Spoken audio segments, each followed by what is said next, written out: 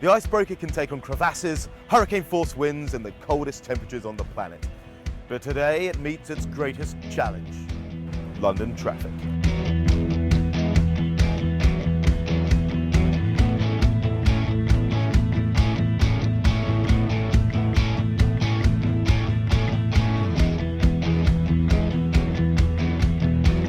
Before he headed off to Antarctica, I met up with Parker to see how he's preparing for the ultimate road trip.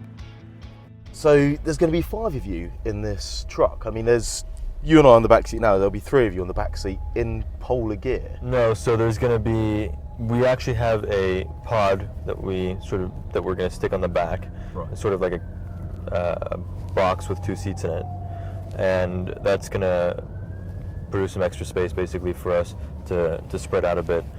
So there will be 3 in the main part of the truck, and then there's going to be me and Doug in the back, effectively. And that's going to allow us to have the space, with all of our gear and everything.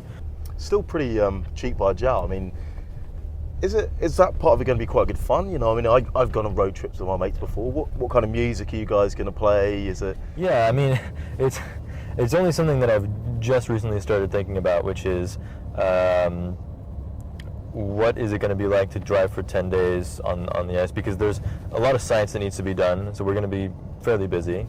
But actually, we still have to drive, so there's still going to be however long it takes to drive 1,800 kilometers where we're just sitting in the truck. The way I would think about this is, what would someone who is preparing to drive from, say, New York to LA, what would they take with them? How would they prepare for that road trip to make it fun? Whilst you have the luxury of being in the car for the first part of the expedition, what are you going to do to make it more comfortable to ease yourself in? I don't know. I mean, music. I'll take some books as well. Maybe I don't ever get the opportunity to read.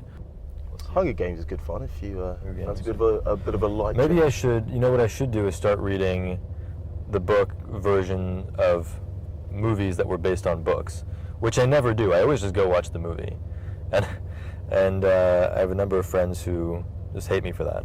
So maybe I should start reading the books instead. Are you a fan of? Have you seen the Lord of the Rings films? Yeah, of course. I'd recommend the books if you've. I haven't read the books yet, so maybe I should. Well, there you go. Maybe it could be a gift for your trip to the Antarctic. They will probably last you most of the way there and possibly back as well. I'd imagine. I'll be honest, whenever I've been on road trips before, I don't tend to get a great deal of work done. No, well, I mean, I'm going to be sitting on a seat doing nothing with a computer, basically, so I might as well get some work done, and we'll have at least the basic capability, data transfer-wise, to send a big block of text to a professor. So even if it's not a PDF or anything like that, I can actually just send an email to my professor with the content of my essay from Antarctica, and then that'll be, it. So but then again, even in Antarctica, you can't get away from schoolwork. I know.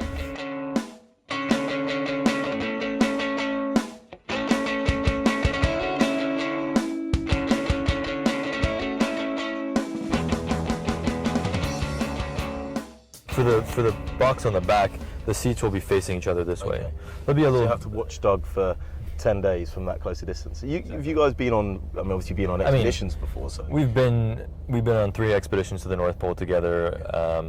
We know, each night we'll be cramped into the same tent as we have been in the last 3 expeditions. Do you get to take this back to New York with you afterwards? This truck? Yeah. I wish. No, I can't. I mean, at least in New York I'd be able to drive it. I don't have a driver's license that's valid in this country. No, thank you. It's been a pleasure. Thank you very much for your time.